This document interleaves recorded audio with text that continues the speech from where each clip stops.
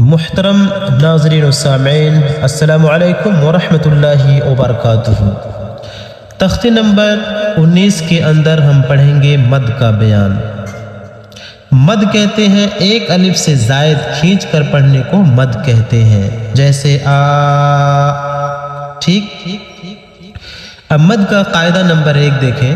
حروف مدہ کے بعد حمزہ اسی کلمہ میں ہو مد متصل ہوگا۔ اب حروف مدہ کس کو کہتے ہیں شاید آپ بھول گئے ہوں، ہم پڑھے تھے سبق نمبر 4 کے اندر کہ حروف مدہ 3 ہیں جن کا مجموعہ ہے وائے، واو، الف اور یا۔ دیکھیے یہاں پر تختی نمبر یا کہہ لیں سبق نمبر 4 ہے حروف مدہ۔ حروف مدہ 3 ہیں، الف، یا اور واو، جن کا مجموعہ ہے وائے۔ سمجھ بات آ گئی؟ 3 ہے، واو، الف اور یا حروف مدہ ہیں۔ اب آئیے سبق نمبر 19 کے اندر۔ اب دیکھیں قاعدہ نمبر 1، حروف مدہ کے بعد حمزہ اسی کلمہ میں ہو تو مد منتصل ہوگا۔ حروف مدہ کے بعد حمزہ اسی کلمہ میں ہو تو مد متصل ہوگا۔ جیسے مد متصل کی مثال یہاں دیا ہے جاء۔ اب دیکھیں یہ حروف مدہ میں سے ہے الف اور حمزہ اسی کلمہ کے اندر ہے جاء، تو یہ مد متصل ہوا، ٹھیک، ملا ہوا، متصل کہتے ہیں ملا ہوا، ایک ہی کلمے کے اندر ہے۔ سیئت، دیکھیے یا بھی یہاں پہ حروف مدہ میں سے ہے اور حمزہ اس کے بعد اسی کلمہ کے اندر ہے، تو یہ مد جو ہے یہ متصل ہوگا، سیئت، ٹھیک۔ سوء، اب دیکھیں یہ حرف مدہ میں سے، حروف مدہ میں سے واو اور کلمہ حمزہ اسی کلمہ کے اندر ہے، تو یہ جو مد ہے یہ اس مد کو مد متصل کہیں گے، ٹھیک۔ مد متصل آپ کی سمجھ میں آ گئی؟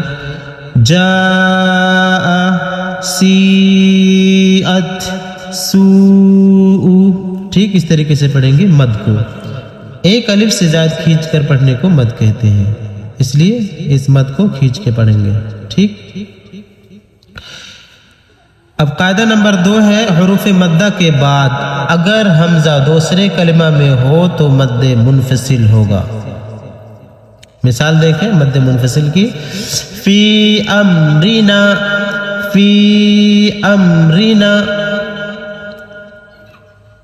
دیکھیں فی میں جو یا ہے یہ حروف مدہ میں سے ہے، اور یہ جو حمزہ ہے جس کو ہم الف کہتے ہیں، یہ حمزہ جو ہے یہ دوسرے کلمے میں کے اندر ہے۔ فی ایک کلمہ ہے اور امرنا یہ دوسرا کلمہ ہے، تو فی امرنا یہاں پر مد ہے، امرنا یہ حمزہ دوسرے کلمے کے اندر آیا ہے، یہ حمزہ دوسرے کلمے کے اندر آیا ہے، تو اس کو مد منفصل کہتے ہیں، ٹھیک ہے، اس مد کو مد منفصل کہتے ہیں۔ یہ حمزہ دوسرے کلمے میں آیا ہے اس لیے اس کو منفصل کہتے ہیں، الگ، تو یہاں پر الگ آیا ہے حمزہ، اس کلمے کے اندر نہیں ہے، مد والے حروف مد کے بعد والے کلمے کے اندر آیا ہے حمزہ، تو اس کو مد منفصل کہتے ہیں، مد منفصل۔ لا الہ، تب دیکھیں یہ جو الف ہے یہ حروف مدہ میں سے ہے جن کا مجموعہ وائے ہے، الف بھی ہے حروف مدہ میں سے۔ یہ حمزہ دیکھیے الہ میں آیا ہے، دوسرے کلمے کے اندر ہے، لا الہ، تو یہاں پر مد منفصل کہلائے گا، ٹھیک۔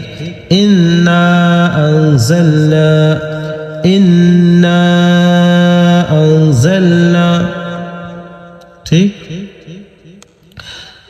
انا انزلنا، دیکھیے جو مد ہے یہاں پر مد منفصل ہے، کیوں؟ انا تو ایک کلمہ ہو گیا اور انزلنا ایک کلمہ ہو گیا، تو انزلنا میں یہاں حمزہ آیا، الف آیا، ٹھیک ہے، تو یہاں مد منفصل ہوگا۔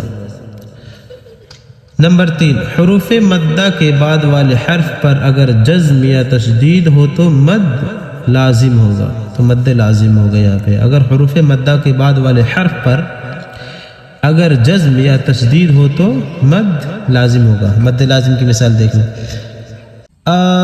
الآن۔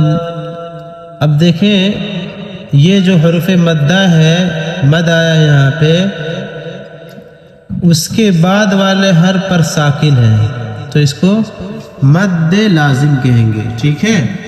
یا تشدید آ جائے حروف مدہ کے بعد والے حرف پر، تو حروف مدہ یہ الف ہے یہاں پہ، اور یہ جیم پہ تشدید آ گیا اس کے فوراً بعد والے حرف پہ، تو یہاں پر مد لازم کہیں گے اس کو۔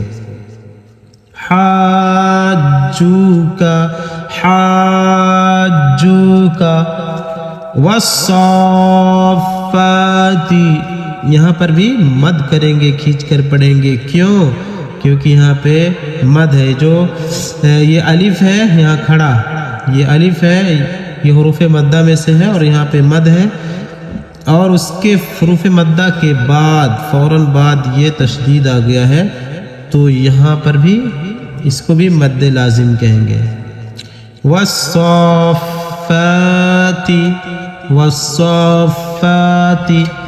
اس طرح ہمارا تختی نمبر 19 بھی ختم ہوا، جس کے اندر ہم نے مد پڑھا، اور مد کو کھینچ کر کے پڑھتے ہیں تقریباً 2 سے 2.5 سیکنڈ تک، یعنی ایک الف سے زیادہ کھینچ کر پڑھنے کو مد کہتے ہیں۔ جیسے ایک مرتبہ اور پڑھ دوں، جاء، سیئت، سوء، فی امرنا، لا الہ انا انزلنا، الآن، حاجوکا، والصافات۔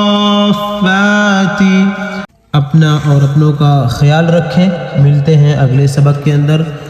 آپ لوگوں سے گزارش ہے کہ اگر آپ میرے چینل میں نئے ہیں تو برائے مہربانی چینل کو لائک، سبسکرائب اور دوستوں احباب کے ساتھ شیئر کر کے ہماری ہمت افزائی کریں۔ جزاکم اللہ خیر الجزا فی الدنیا والآخرہ، والسلام علیکم ورحمۃ اللہ وبرکاتہ۔